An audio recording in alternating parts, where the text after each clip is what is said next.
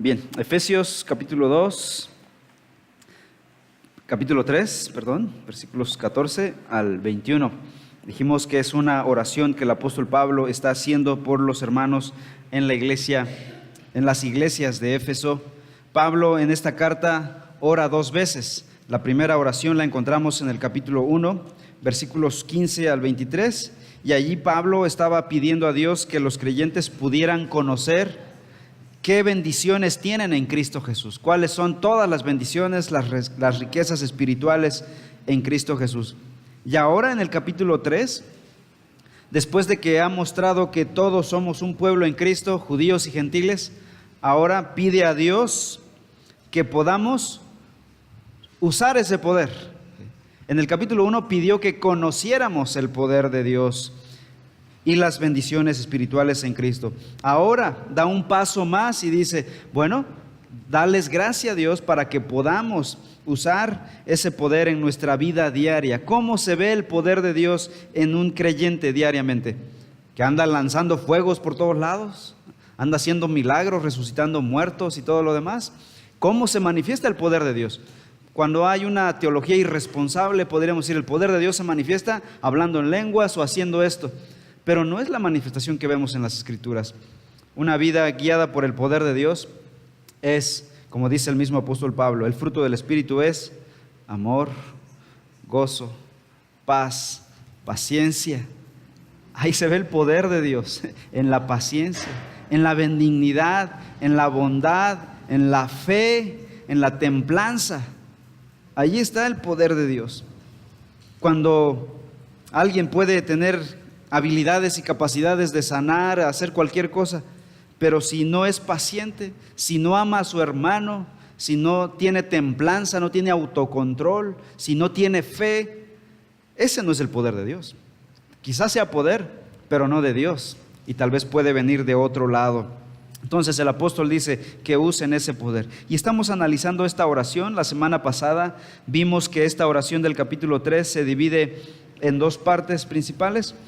En la primera parte hace las peticiones y después espera ver los frutos, los resultados de esa oración. Vamos a orar al Señor antes de seguir. Nuestro Dios, en esta hora nos encomendamos en tus manos para poder estudiar tu palabra, y pido tu bendición sobre cada uno de los que estamos aquí, que seamos edificados en tu palabra, que seamos confrontados con ella, enseñados, afirmados en la fe y arraigados en el amor de Cristo. Te lo pido en el nombre del Señor Jesús. Amén. La primera petición, Pablo pide en el versículo 16 que seamos fortalecidos con el Espíritu Santo en nuestro hombre interior. La segunda petición, en el versículo 17, Pablo pide que Cristo habite por la fe en nuestros corazones. Y la tercera petición está en los versículos 17 hasta el 19.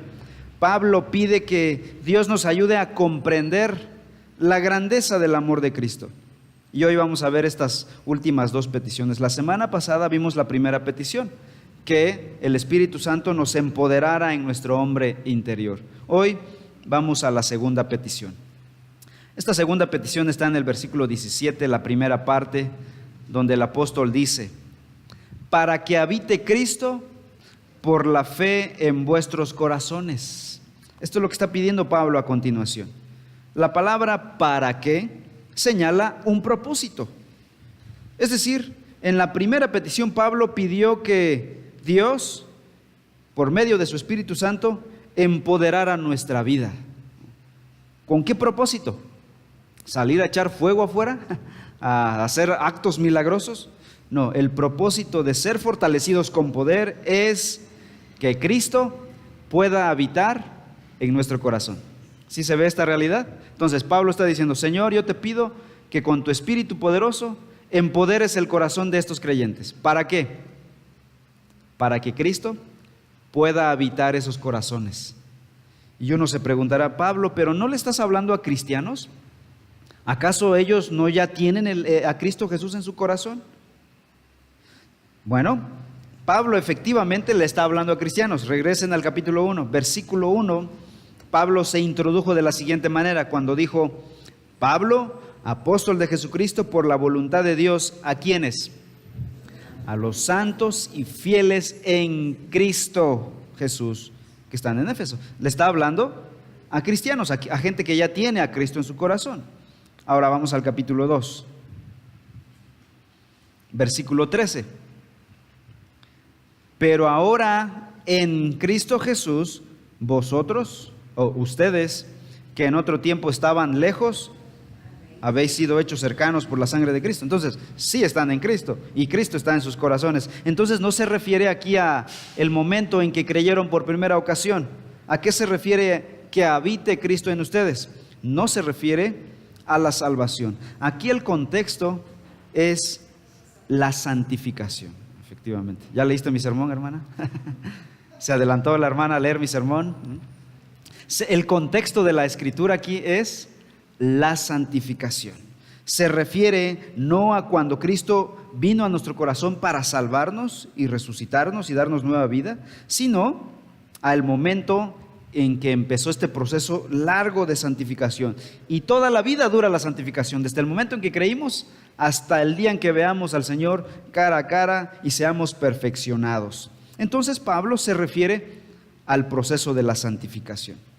La palabra habitar, aquí en el versículo 17, para que habite, significa en el original ocupar una casa. Y la idea de ocupar una casa no es solo estar dentro de la casa, que en este caso está diciendo Pablo que la casa de Jesús sea nuestro corazón, para que habite en nuestro corazón, que sea su casa. Pero no es solo habitar, estar dentro, sino sentirse ahí como en su propia casa, ¿no? Cuando visitas a alguien y te dice la persona muy amable: siéntase como en su casa. Obviamente es un acto de amabilidad, ¿no? Y los latinos somos buenos para eso, pero no lo tomas en serio, ¿verdad? No te mudas a su casa y dices: bueno, ya la hermana me dijo, el hermano me dijo que me sienta en casa, bueno, ahorita regreso, voy por mis cosas, y a qué horas es la cena para llegar a tiempo, y dispones de un cuarto. Pero la palabra habitar aquí en el griego original quiere decir que esté dentro de una casa, pero que se sienta como en su casa y que la habite como su propia casa. ¿Qué significa eso? Que ahora ese nuevo huésped va a venir a poner orden. ¿Estás dispuesto a decirle a Jesús: siéntate como en tu casa? A mí me puedes decir, ¿verdad?, que vaya a tu casa, que siéntate como en tu casa, pero no voy a hacer nada. Pero si le dices eso a Jesús, las cosas van a cambiar mucho. Tal vez tu agenda, tu estilo de vida, tus motivos, tus gustos, tus planes, todo va a ir cambiando, porque este nuevo jefe de la casa va a establecer su propia agenda. A eso se refiere habitar. ¿Cómo se llama eso? Santificación. Entonces Pablo está hablando a cristianos que ya tienen a Cristo en su corazón, pero ahora dice: vamos a ir un paso más allá. Este que ya habita en su casa debe ser el amo, el jefe, el que controle todos los movimientos de esta casa. A eso va Pablo. ¿Se dan cuenta? Para eso primero teníamos que tener el primer paso: que el Espíritu Santo primero empoderara nuestros corazones. Sin el Espíritu Santo no podemos permitirle eso a Cristo. No estamos listos para ese siguiente paso. Cristo no puede sentirse en casa en nuestros corazones hasta que en nuestro interior el Espíritu Santo ha sometido nuestro corazón duro, necio e impío. Es decir, hasta que el Espíritu controle nuestra vida, entonces Jesucristo vendrá a sentirse cómodo y como el nuevo amo sin límites de esta casa. El hermano John MacArthur usa una ilustración de un autor llamado Robert Munger en un pequeño folleto titulado Mi corazón, el hogar de Cristo. Tal vez ya vieron algo de esa ilustración, es muy popular. Y él representa la vida cristiana como en una casa, en la que Jesús pasa por todos los cuartos uno por uno, buscando qué hay en cada cuarto. Dice que Jesús, ahí en la historia de este libro de Robert Munger, dice que pasa por la biblioteca de la casa y Jesús encuentra La biblioteca representa la mente de la persona. Y dice que Jesús encuentra mucha basura, cosas sin valor, de las cuales procede Jesús a echar fuera, a limpiar la biblioteca, y le empieza a meter el nuevo libro, la Biblia, la palabra de Dios. Luego Jesús pasa ahora al comedor de los apetitos del hombre, y encuentra muchos deseos pecaminosos en la persona, en el lugar ocupado por cosas como prestigio, materialismo, lujuria. Empieza a colocar Jesús humildad, mansedumbre, amor y todas las demás virtudes por las que deben sentir hambre cada creyente. Después Jesús pasa por la sala. ¿Y saben qué encuentra Jesús en la sala de un creyente? Muchas compañías equivocadas y mundanas, con actividades pecaminosas en la sala. Y Jesús empieza a limpiar la sala. Después va al closet. ¿Y saben qué encuentra en el closet el Señor? Toda la basura que escondimos, todos los pecados ocultos. Y así Jesús recorre todos los sitios de la casa. Y hasta limpiar todo, Jesús dice: ahora ya me puedo mudar y puedo yo gobernar, sentirme a gusto porque estoy en mi casa, una casa limpia. Y solo después de haber limpiado cada habitación, cada armario, cada esquina de todo pecado y de toda necedad, Él se instala y comienza a sentirse como en casa. Bonita ilustración, ¿no? Pues Jesús entra en la casa de nuestros corazones en el momento en que nos salvó. Esto ya quedó claro. Pero no puede vivir ahí. Y escuchen, esto es la clave de esta petición de Pablo. No puede vivir ahí a gusto. O sea, ya está ahí viviendo desde que creímos, pero no puede vivir ahí a gusto y satisfecho hasta que la casa esté limpia de todos los pecados y empiece Él a llenar con su voluntad la casa. Tú dirás: hermano, pues entonces sí, Jesús es un invitado en mi casa porque todavía estoy batallando con varios pecados. Y es ahí donde viene la buena noticia. Dios, en su gracia y en su paciencia infinita para con nosotros, en su compasión para con nosotros, continúa amándonos a pesar de nuestro pecado, a pesar de nuestra negligencia, a pesar de que insistamos en desobedecerle. Él sigue ahí en nuestro corazón, porque una vez que Cristo habita el corazón, lo habita para siempre y nos da tiempo para ir dándole toda la autoridad al Espíritu Santo para que Él vaya limpiando nuestro corazón. Hay creyentes que dan un cambio radical, así, de un día para otro, casi. Vivían en un estado pecaminoso, creyeron en Cristo Jesús y se volcaron a Cristo Jesús. Y los ves ahora sirviendo, amando al Señor, creciendo, capacitándose en la palabra de Dios, aprendiendo, puliendo sus dones para servir. Y otros somos un poquito más lentos. Nos llevó más años entender el Evangelio, nos compartían el Evangelio y decíamos no. Y una vez que creímos, empezamos a dar pasos muy lentos. Dábamos uno para adelante y regresábamos 2. Luego uno más y regresábamos 3. Y con mucha lentitud. Pero ahí la gracia del Señor con nosotros. Dios es paciente con nosotros. Él continúa amando a sus hijos hasta empujarlos a vivir en santidad. Pero esta es una realidad. Cristo Jesús no puede sentirse como en su casa hasta que nosotros permitamos el control total al Espíritu Santo de nuestras vidas. Y ahí nosotros ya somos responsables de morir a nuestros pecados, de negarnos a nosotros mismos, de comprometernos con el Señor Jesucristo, de hacer un compromiso con su palabra, con su iglesia local, con la obra del Señor. Esa ya es responsabilidad de nosotros. Cada creyente que ha entendido que Cristo murió en la cruz del Calvario por sus pecados y se sabe perdonado, librado del infierno, oigan, no va a querer vivir una vida ligerona y liviana, va a querer saltar para servir al Señor. La presencia de Cristo entonces es algo que recibimos y practicamos por fe.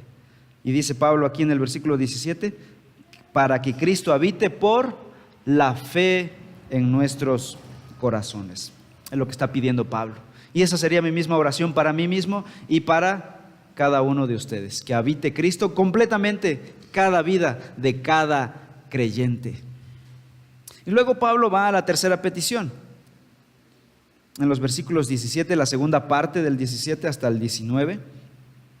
Y Pablo va a pedir que podamos comprender el amor de Cristo. Dice la palabra de Dios así, la segunda parte del versículo 17.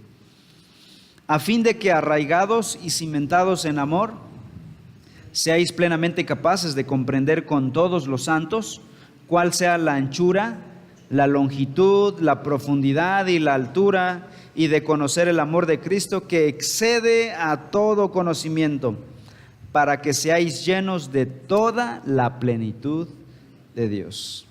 Versículo 17 dice Pablo, a fin de que arraigados y cimentados en amor. El resultado entonces de en primer lugar, haber sido empoderados por el Espíritu Santo, es que Cristo vino a gobernar nuestro corazón. Y ahora el tercer nivel de esto es, como resultado natural de tener a Cristo y al Espíritu Santo en nosotros, es estar arraigados y cimentados en amor. Una persona que tiene al Espíritu Santo y tiene a Cristo está cimentada en amor. Es el resultado natural. Pero ¿a qué clase de amor se está refiriendo Pablo aquí? Y yo preguntaría, ¿qué es el amor? Tenemos muchas ideas de lo que es el amor en esta época, ¿verdad? La filosofía del mundo nos enseña el amor de una manera y nos dice que este es el amor. Pero ¿saben? El verdadero amor, el amor bíblico, la palabra griega es ágape. Este es el amor final, el amor de Dios. Y este amor no es una cuestión sentimental, emocional, sino que es una cuestión de la voluntad y no un asunto de sentimientos. Aunque sí tiene que ver con sentimientos. O sea, el amor de Dios involucra sentimientos y emociones. O sea, no es un amor frío calculador sin sentimiento, pero no es la esencia, no es el corazón del amor bíblico. El amor de Dios por el mundo no es una simple cuestión de sentimiento. Dios no nos dijo te amo y hasta ahí. Dios hizo algo para mostrar su amor. Fue un acto de su voluntad, hizo un sacrificio, porque de tal manera amó Dios al mundo que dio a su Hijo unigénito, su único Hijo. ¿Se dan cuenta que el amor no se quedó simplemente en meras palabras bonitas, románticas, poéticas? Aunque nos gusten las palabras bonitas, a Dios no le bastó simplemente con decirnos un bonito poema de amor. Él lo manifestó con un sacrificio, el sacrificio de su Hijo. Y ese es el estándar del verdadero amor. El amor es un sacrificio de la voluntad, es un acto que se decide. Nosotros decimos a veces, ya no amo a esa persona porque no siento amor. Estás equivocado, porque el amor no es un sentimiento, es algo que se decide en la voluntad de una persona. El resultado del amor de Dios entonces fue enviar a su Hijo Jesucristo a morir por nuestros pecados, como dice la Escritura. Ese es el amor en su forma más perfecta. La muerte de Cristo Jesús en la cruz del Calvario es la máxima expresión del amor de Dios y es el máximo ejemplo del amor en todo el universo. La muerte de Cristo en la cruz del Calvario. Ese es un amor y es un fruto del Espíritu Santo en el creyente. Dios dice que nosotros debemos tener ese mismo amor. ¿Cómo? En primer lugar, teniendo a Cristo y al Espíritu Santo. Pablo va a decir en Gálatas 5:22, seguramente es un pasaje que te conoces, que tú sabes de memoria. Mas el fruto del Espíritu es amor. Y pone en primer lugar el amor. Y al parecer los demás frutos en la lista son como un fruto de este fruto principal. O sea, si hay amor, empezarán a ver todo lo demás. Es decir, si hay amor, empezará a haber paz. Si hay amor, habrá paciencia, benignidad, bondad, fe, mansedumbre, templanza. Son como subcategorías de este fruto central. El amor de Dios es el fruto principal en la vida de un creyente. ¿Cuándo llegamos a tener esa clase de amor? cuando el Espíritu Santo ha empoderado nuestro interior. Por eso Pablo empezó pidiendo eso, empezó por ahí, ¿no? Primero, que tu Espíritu empodere su corazón. En segundo lugar, que Cristo habite como el gobernador, la autoridad suprema de esa casa. Y el efecto natural, tendremos el amor de Dios, el amor ágape, no el amor sentimental que nosotros definimos. Y no podemos cumplir ninguno de los mandamientos de Dios, incluso este de amar a otros, a nuestros hermanos, si Cristo no está en nosotros. Si el Espíritu no está en nosotros, no podemos amar a nadie. Y esta es una de las evidencias del cristianismo. Si una persona puede amar a su prójimo, es porque Dios está en él. Si no puede en absoluto, está imposibilitado, es evidencia de que aún el Espíritu y Cristo no habitan su corazón. Así que este es el amor ágape. Es un amor producto de la voluntad transformada del creyente. Con este amor, entonces, no sucede que uno se enamora y luego se desenamora, ¿no? Porque el enamoramiento es, decía el pastor anterior con el que trabajaba, es un entontamiento, decía él. Tal vez era bastante fuerte, ¿verdad? Pero es la palabra que usaba el hermano para hablar de enamoramiento. Es un entontamiento, te enajena, ¿no? Y así como viene, es una llamarada de petate, así se va el enamoramiento. Ese no es amor, ese no es el amor ágape, ¿sí? Y el amor de Dios que nos exige a nosotros es el amor ágape, el amor de la voluntad. Y ahí sí tú lo puedes solicitar. ¿Por qué? Porque es un acto de la voluntad. Tú decides amar, pero tienes que tener una voluntad renovada y transformada por el Espíritu Santo para poder amar de esta manera. Si tu voluntad no ha sido renovada y transformada, no se te puede pedir que ames, porque tu naturaleza caída sigue ahí. ¿Y saben qué, hermanos? Aquí va lo más pesado. Esta es la clase de amor que Dios nos pide que tengamos en nuestros matrimonios y en nuestras relaciones entre hermanos y entre prójimos. Vean los siguientes pasajes aquí mismo en Efesios 5:25. Vamos a Efesios capítulo 5, versículo 25. Agárrense, maridos. Dice así. Vamos a leer solo los varones, voz fuerte. Leamos juntos. 5:25. Maridos, amad a vuestras mujeres, así como Cristo amó a la iglesia y se entregó a sí mismo por ella. ¿Vean? ¿Qué clase de amor dice que debemos tener por nuestras esposas? ¿Un amor sentimental? No, es un amor sacrificial. Este amor ágape, se entregó a sí mismo por ella, dice Pablo hablando de Cristo Jesús. Así nosotros hacia ellas. Vamos a Tito 2, versículo 4. Agárrense, esposas. Creyeron que solo los hombres, ¿verdad? ¿Qué dice Tito 2, 4? Dice así la palabra de Dios juntas, hermanas: que enseñen a las mujeres jóvenes a amar a sus maridos y a sus hijos. La palabra griega ágape, amor ágape.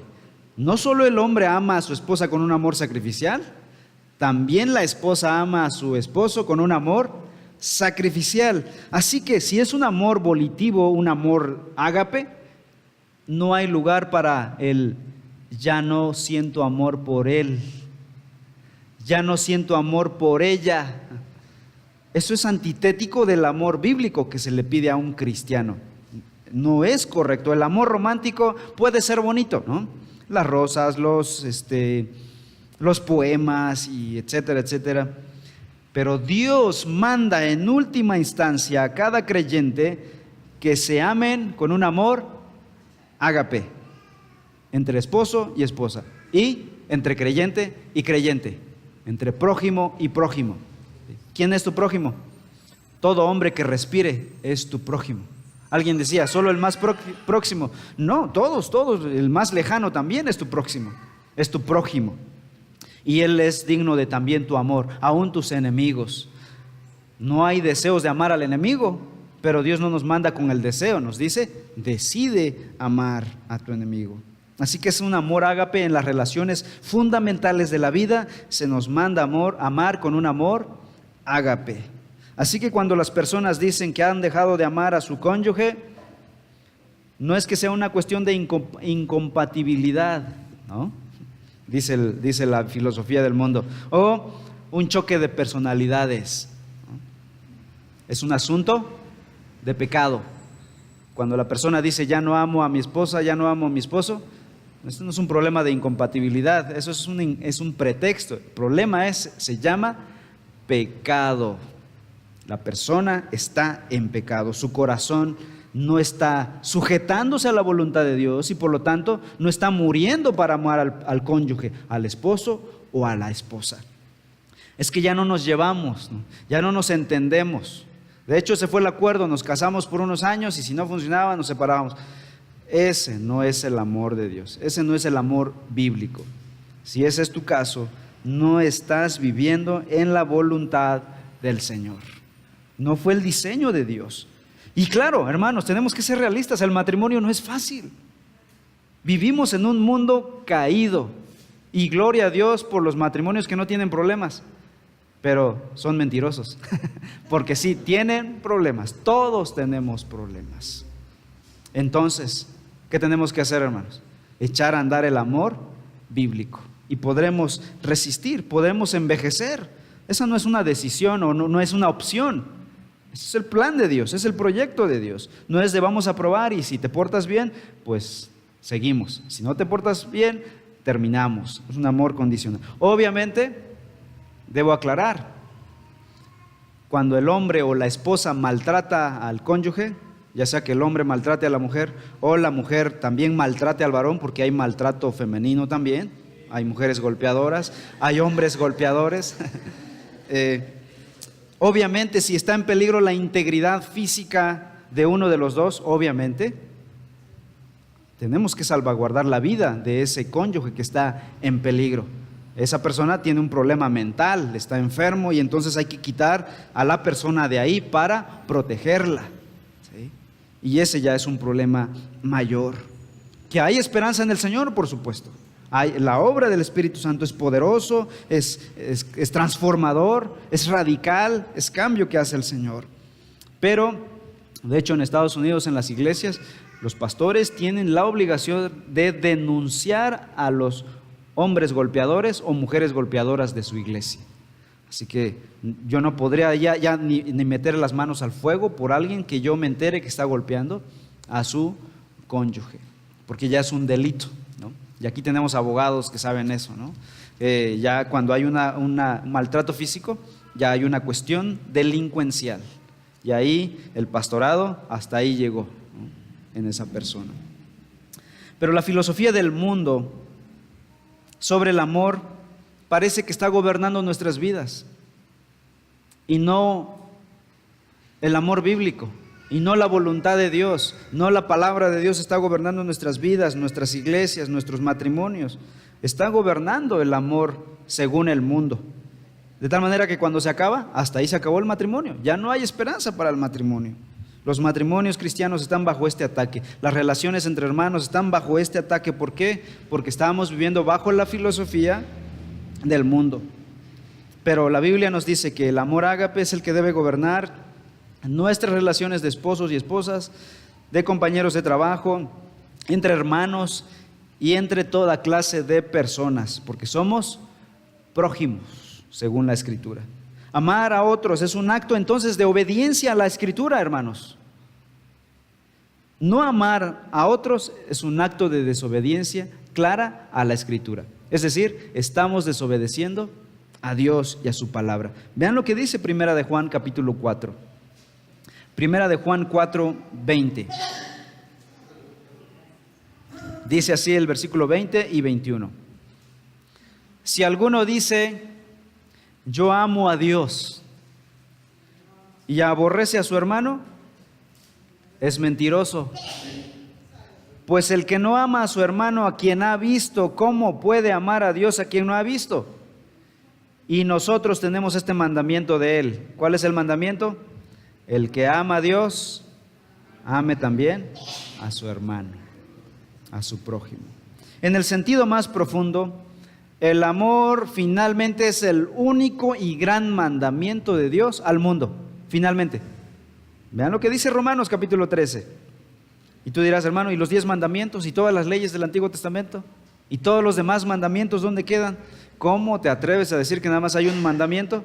Bueno, veamos Romanos 13, 8 al 10. Dice Pablo así: no debáis a nadie nada, sino el amaros unos a otros, porque el que ama al prójimo ha cumplido la ley. Porque no adulterarás, no matarás, no hurtarás, no dirás falso testimonio, no codiciarás, y cualquier otro mandamiento en esta sentencia se resume: amarás a tu prójimo como a ti mismo. El amor no hace mal al prójimo, así que el cumplimiento de la ley es el amor. ¿Se dan cuenta que Pablo resume los 10 mandamientos? Estaba recitando de memoria los 10 mandamientos. No adulterarás, no matarás, no hurtarás, no dirás falso testimonio, no codiciarás. Son los del 5, del 6 al 10º mandamiento. Y dice Pablo, y todos los demás se resumen en esto, en el amor. El cumplimiento de la ley es el amor. En última instancia, el amor ágape es el cumplimiento de toda la ley. Porque si tú amas a tu cónyuge, obviamente no vas a adulterar contra ella, no la vas a matar o no lo vas a matar, no le vas a robar, no le vas a decir falso testimonio, no vas a codiciarle y no vas a aplicar todos los mandamientos, y se resumen en el mandamiento del amor. Y lo mismo con tu prójimo. La ausencia de amor entonces es la presencia de pecado. Repito, la ausencia de amor es la presencia de pecado, porque son antitéticos. Se repelen mutuamente, no pueden convivir. Si hay pecado, no hay amor. Si no hay amor, hay pecado, porque es un claro acto de desobediencia al mandamiento de Dios de amar. Y Pablo, ¿qué dice aquí? Que seamos arraigados y cimentados en amor. Entonces, no simplemente medio sembrados en amor, sino cimentados, una cimentación profunda, bien arraigados. Y esta palabra arraigar habla de un árbol con raíces que penetran lo más profundo para llegar a ser cimentados en el amor. Luego, versículo 18: seáis plenamente capaces de comprender con todos los santos. Estoy en Efesios 3, regresamos al pasaje de estudio. Versículo 18, una vez que ha dicho que seamos cimentados y arraigados en amor, seamos capaces de comprender con todos los santos, ¿qué cosa? Cuál sea la anchura, la longitud, la profundidad y la altura del amor de Cristo. El amor de Cristo dice que tiene una anchura, una longitud, una profundidad y una altura, ¿no? Es decir, todos los polos. ¿Qué quiere decir Pablo con esto? Que el amor de Cristo tiene una expansión, es vasto, es amplio, es grande, ¿no? Como decía aquel canto de los niños, tan grande es el amor de Dios. El amor de Cristo es vasto. ¿Y a qué nos está llamando Pablo aquí en esta oración, en esta petición?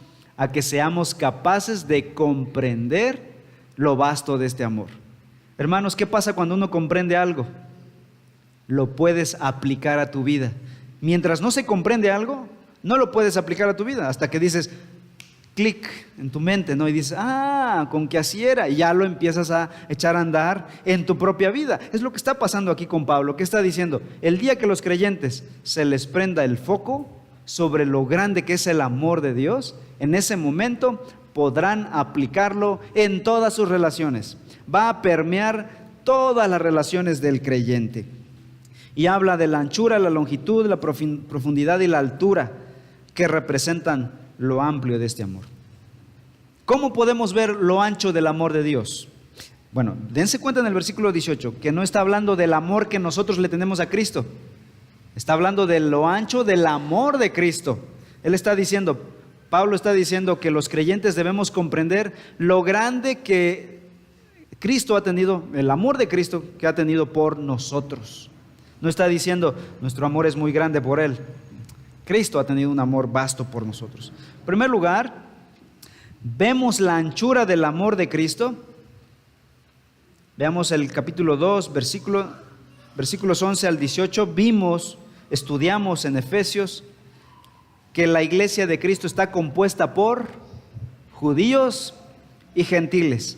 Así de ancho es el amor de Dios, el amor de Cristo, en la aceptación de cristianos de todo el mundo, gentiles y judíos. Aunque no tuviéramos la sangre judía, somos aceptados. Esa es la anchura del amor de Cristo. Vemos la longitud del amor de Dios en Cristo Jesús, en el hecho de que Dios nos escogió desde antes de la fundación del mundo. Lo que dice en el capítulo 1, versículos 4 y 5. Antes de la fundación del mundo fuimos elegidos, fuimos escogidos, fuimos predestinados. Así de largo es el amor de Dios. Podemos ver la altura del amor de Dios en que nos bendijo con toda bendición espiritual. ¿En dónde? En los lugares celestiales en Cristo Jesús. Efesios 1:3. Así de alto es el amor de Dios. Tan alto nos va a llevar el amor de Dios a sentarnos en su misma presencia. Podemos ver también la profundidad del amor de Dios, en que Él extiende hasta lo más bajo, hasta lo más vil de la depravación del hombre, de tal manera que Él nos rescató y nos dio vida. ¿Cuándo? Cuando estábamos muertos en delitos y pecados y éramos hijos de ira, lo mismo que los demás. Así de profundo va el amor de Dios, va a las profundidades de nuestra iniquidad y nos saca de ahí. Es ancho, es largo, es alto, es profundo el amor de Cristo. Habla de lo vasto que es el amor de Dios. Así que la próxima vez que sientas en tu corazón que nadie te quiere, piensa en el amor de Dios. Es lo que está diciendo Pablo, que puedan tener la capacidad de comprender el amor de Dios, que se sientan amados. ¿Qué pasará con un creyente que ha comprendido el amor de Dios? Creo que jamás vuelve a padecer una temporada de depresión, o de temor, o de duda. Fortalece al creyente en todo momento, y aun cuando sufra rechazo de las personas, esa persona está plena, puede vivir con fortaleza su vida diaria. ¿Por qué? Porque se sabe amado. Es decir, el amor de Dios es nuestra identidad, hermanos. Tu identidad no depende de cuántos halagos te hagan otras personas, de cuántas palmaditas te den otras personas. No depende tu identidad de eso. No depende de las felicitaciones de otros, de los me gusta en Facebook o de los buenos comentarios de otras personas. De tal manera que cuando sufras rechazo, sufras problemas por causa de la justicia, obviamente, a veces sufrimos rechazo por causa de nuestro propio pecado, nos lo merecemos, pero cuando tú haciendo el bien eres rechazado, eres perseguido, eres maltratado, eres burlado, no pasa nada. El mundo no se viene abajo porque tienes el amor de Dios por ti. Y eso da seguridad. ¿Qué está diciendo Pablo aquí? Que de una vez por todas mis hermanos puedan comprender lo vasto y lo amplio del amor de Dios. Y no volvamos a dudar en ningún momento. Qué bendición la del apóstol. El amor de Dios puede alcanzar a cualquier persona en cualquier pecado y se extiende desde la eternidad pasada hasta la eternidad futura, para hablar en términos que podamos entender, ¿no? Desde la pasada hasta la futura, ¿no? Nos lleva del pecado a la presencia misma de Dios, de la profundidad a la altura, de la eternidad pasada a la eternidad futura. Así de vasto es el amor de Dios. ¿Qué está diciendo Pablo entonces? En pocas palabras, que el amor de Dios es eterno, ¿sí? Y no es temporal, no es circunstancial. Este es el amor ágape. Así tendría que ser el amor ágape, ¿no? Si no es pasajero, no depende de si me porto bien o mal. Dios ya me amó, ya me perdonó en la cruz del Calvario, aun cuando peque. Escuchen esto, hermanos, y esto lo deben tener en sus mentes. Si tú has creído en Cristo Jesús y tienes el amor de Dios en tu corazón y un día llegas a fallarle, aún así sigues siendo hijo de Dios. Esto no da lugar al libertinaje, diciendo, ok, el amor de Dios es perpetuo, entonces voy a ir a pecar. eso podría demostrar que aún no eres cristiano y que sigues viviendo bajo condenación. Dijo Pablo, donde abundó la gracia, sobreabundó, donde abundó el pecado, sobreabundó la gracia. Pero entonces algunos dirían, entonces, ¿tenemos libertad para el pecado? Dijo Pablo, de ninguna manera, ¿no?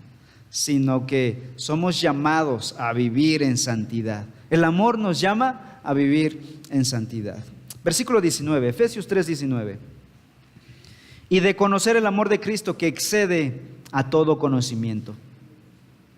Es decir, no es algo que podamos comprender bajo nuestras propias facultades mentales naturales. Necesitamos que el Espíritu Santo nos ilumine para comprender esta clase de amor. Y es que piensen en esto. El mundo, o las personas que están sin Dios en el mundo, no pueden comprender el amor de Dios. Porque si lo comprendieran, el día que tú les compartes el Evangelio, te dirían de inmediato, sí, yo quiero ese amor. ¿Por qué no lo quieren? Porque no lo comprenden. El mundo no puede comprender el gran amor de Cristo que da porque no pueden entender a Cristo. El amor mundano está basado en la atracción, ¿no? Y por ende solo dura mientras haya atracción. Se acabó la atracción y ¿saben qué, hermanos? La belleza física no dura más que unos pocos años. Es pasajera, es instantánea. Y si tu amor está basado en la atracción física, pasará. Lamento decirte que los músculos de tu esposo van a volverse flácidos. La belleza física pasa, la atracción física pasa, pero el amor de Cristo, el amor ágape, es eterno. ¿Por qué? Porque está centrada en la persona de Cristo Jesús y por lo tanto dura para siempre, dura lo que Cristo dura. El amor del mundo dura hasta que es ofendido o repudiado, ¿no? Te amo porque me amas, pero si me ofendes, hasta aquí, cortamos. Pero el amor de Cristo, el amor ágape, perdura a pesar de todas las ofensas y repudios. El amor mundano ama por lo que puede obtener a cambio. Si me das, te amo, tengo tu amistad, tengo tal cosa. Pero el amor de Cristo ama por todo lo que puede dar. ¿Se dan cuenta? Entonces, por eso el mundo no puede ver y comprender el amor de Dios. Es totalmente contrario a la filosofía del mundo. ¿Cuál es el resultado? Ahora pasamos al resultado. Ya vimos las 3 peticiones que Pablo hace en su oración en Efesios 3. ¿Qué resultados espera el apóstol Pablo? Versículo 19. Que seáis llenos de toda la plenitud de Dios. Este es el fin de las peticiones. Pablo quiere llegar a este resultado, que finalmente seamos llenos de la plenitud de Dios. Una vez que hemos sido fortalecidos con el Espíritu, Cristo habitó en nuestro corazón para gobernarlo, nos llevó a tener un amor ágape, y esto es tener la plenitud de Dios. Ser llenos de toda la plenitud de Dios es sin duda algo que no podemos comprender. Yo no me voy a jactar de que voy a poder explicar esto con toda el lenguaje claro y sencillo que yo quisiera. Es difícil comprenderlo y de transmitirlo. Así que somos llamados aquí a creerlo y alabar a Dios por esto. No sé cómo plenamente Dios habita en su plenitud en mí, no lo entiendo, pero lo creo y te alabo, Dios, por esa gran bendición, ¿no? Escuché un testimonio de un hombre que dijo lo siguiente. Voy a leer su testimonio. Me bajé en la estación del tren en una ciudad como un vagabundo y durante un año mendigué en las calles para sobrevivir.